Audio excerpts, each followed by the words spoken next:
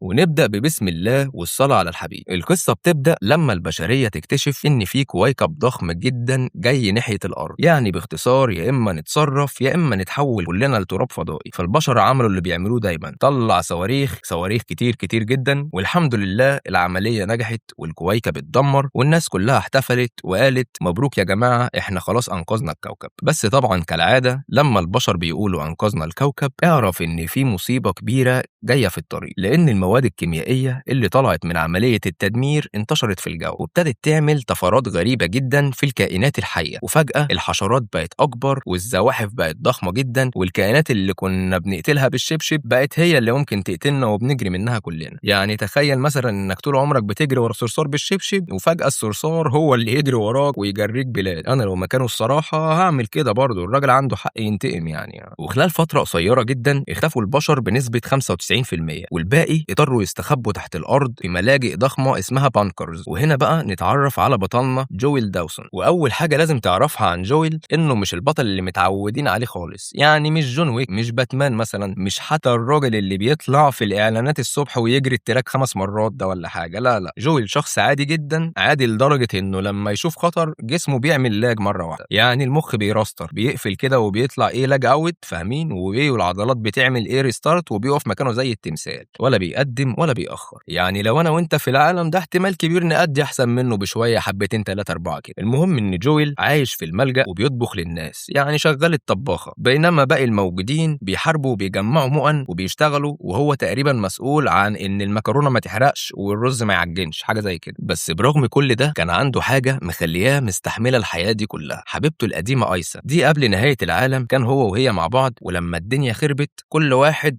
راح في ملجأ مختلف، لكن فضل بينهم تواصل بالراديو. 7 سنين يا جماعة بيتواصلوا بالراديو. أنا أعرف ناس علاقتها ما بتكملش 7 أيام ورا بعض، يعني دول ما شاء الله 7 سنين بيتكلموا على الراديو، يعني من غير حتى ما يشوفوا بعضهم. بس المشكلة إن العالم كان بيتحرك لقدام والناس كلها كانت بتتغير إلا بطلنا جويل، كان لسه عايش في الماضي ولسه متعلق بنفس الحكاية بتاعت حبيبته أيسا، لحد ما في يوم قرر يعمل أغرب قرار ممكن يطلع من إنسان عاقل. قرر إنه يسيب الملجأ بتاعه ويمشي أكتر من 85 ميل وسط الوحوش عشان يوصل لأيسا. وهنا كان دور صحابه اللي حاولوا يغيروا رأيه ويقنعوه يرجع عن قراره. يا ابني احنا عارفين إن الحب ولع في الذرة يا بابا وبيخلي الإنسان يعمل حاجات مجنونة، بس يا بابا مش كده، اعقل يا بابا، يعني ابعت لها ورداية، ابعت جواب، ابعت حمام زاجل يا سيدي، إنما هتمشي وسط وحوش حجمها قد البيت؟ لكن خلاص القرار اتاخد والمعلم خرج. وأول ما خرج العالم ضربوا على وشه بالحقيقة، الأرض اتغيرت بالكامل، النباتات في كل مكان، المباني بقت خرابات،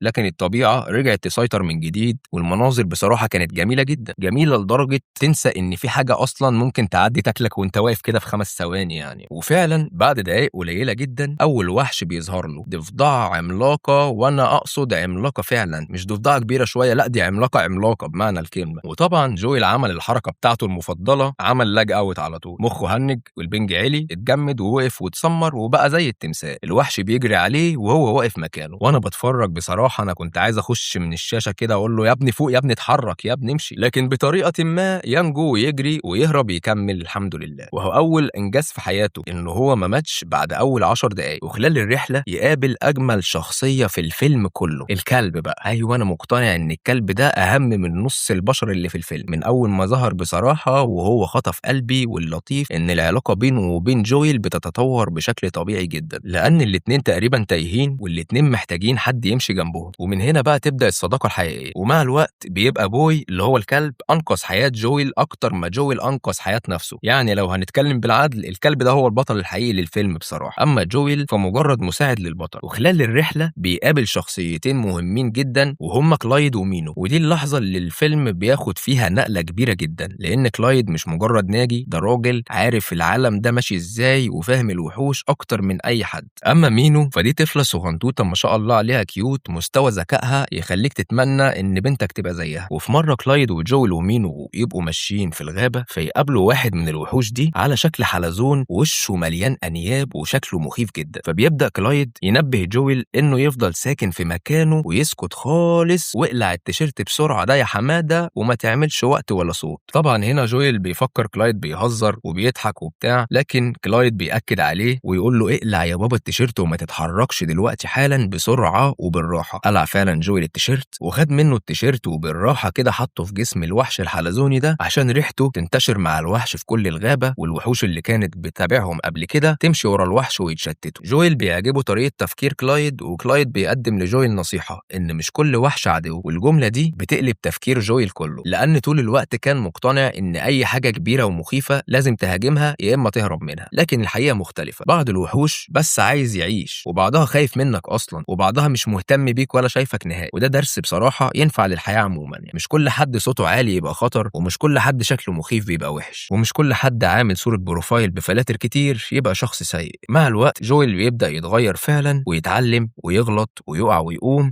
وبيبدأ يكتسب ثقة حقيقية، مش ثقة أفلام الأكشن بقى اللي البطل فيها بيتضرب 50 مرة ويقوم، لا عادي، ثقة بني آدم طبيعي يعني. وده اللي بيخليك تحبه لأنك شايف تطوره خطوة بخطوة وعايشه معاه. يقرر جويل بعد ما اتعلم كل الدروس اللي ممكن تفيده في رحلته للوصول لحب عمره إنه ينفصل عن مينو وكلايد عشان هما رايحين مكان غير مكان الملجأ بتاع حبيبته. وهنا يظهر المشهد مكان زي ما يكون منتزه عام، وفي لعبة كده لونها أصفر مخصصة للأطفال في نص المنتزه. يحس بوي بشعور غريب في الجو كأنه حس بالخطر، فيجري على اللعبة دي ويستخبى تحتها. وهنا بيقرب منه جويل اللي بدأ يحس نفس شعور بوي وإن في خطر فعلا قرب عليه، وبينادي عليه ويرفض بوي إن هو يطلع له ويستجيب ليه عشان هو خايف جدا. فيظهر من تحت الأرض ورجليهم حشرة ضخمة بارتفاع 3 متر وشكلها تقريبا شبههم 44، وتواجه جويل اللي ترجع له حالة الجمود فجأة وبيعمل لاك تاني، وفجأة بيفتكر هدفه من الرحلة وكل اللي اتعلمه من مينو وكلايد ويقتل 44. ويجري بوي عليه فرحان، وجول بيقول له احنا قتلنا الوحوش يا صاحبي، ويجروا وهم فرحانين تحت المطر وبيلاقوا بيت بيتداروا تحته. تبقى أجواء الشتاء جميلة،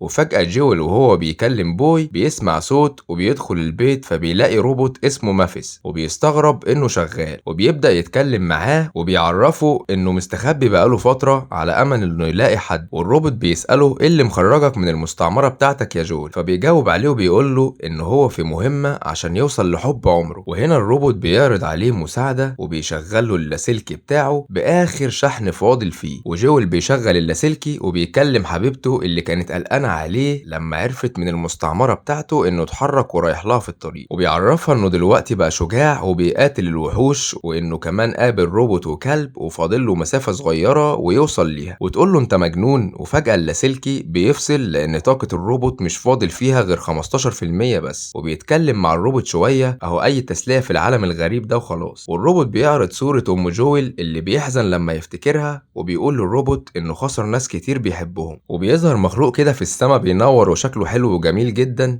في منظر مذهل. وتاني يوم الصبح جويل بياخد بوي وبيبدأوا يتحركوا، وبيلاقوا حفرة عملاقة بتخلي جويل يتمسمر في مكانه، وبوي بيجري وجويل وراه اللي بيقف. وفجأة بيلاقي الأرض بتتحرك وجويل بيرمي لعبة، فبيظهر وحش عملاق يطارد جويل اللي بيجري هو وبوي بأقصى سرعة عندهم، والوحش طبعا مش سايبهم وبيجري وراه. فجويل بيقع وبيقوم بسرعة ويستخبى هو وبوي في جذع شجرة، وجويل بيحاول يكتم صوت بوي على قد ما يقدر وهو مرعوب لحد ما الوحش ياخد بعضه ويمشي. بوي بيجري من جويل وينزل البحر عشان يجيب الفستان بتاعه اللي بيحبه، وده بيخلي الوحش يحس بيهم ويرجع جري تحت الأرض تاني. جويل بيجيب قنبلة ويرميها في التوقيت المناسب اللي بتحول الوحش لقطع شاورما، وده انجاز تاني لجويل اللي بيزعق لبوي وبيقول له كنا هنموت بسببك، انت لازم تسمع كلامي بعد كده تمام. ويتحرك جويل اللي بيبان عليه التعب والارهاق لحد ما يسقط من طوله وخلاص يجيله هلاوس غريبة. وبعد رحلة طويلة جدا يوصل أخيرا لأيسا اللي بتفاجئه إن بعد الرحلة الطويلة اللي خاضها عشان يوصل لها في ناس أصلا على يخت وصلت لمخبأهم وعرضوا عليهم مساعدات وإنهم ينقذوهم وينقلوهم لمكان آمن. لكن جويل هينتبه لمخططهم بسبب الأكل اللي قدموه له، وكان النبات اللي بوي أنقذوا منه السام فيه، وتعلم ساعتها إن ده نبات سام وما ينفعش ياكله. ولما يروح عشان يحذر حبيبته من الناس دي بيهجم عليه واحد منهم وبيغمى عليه،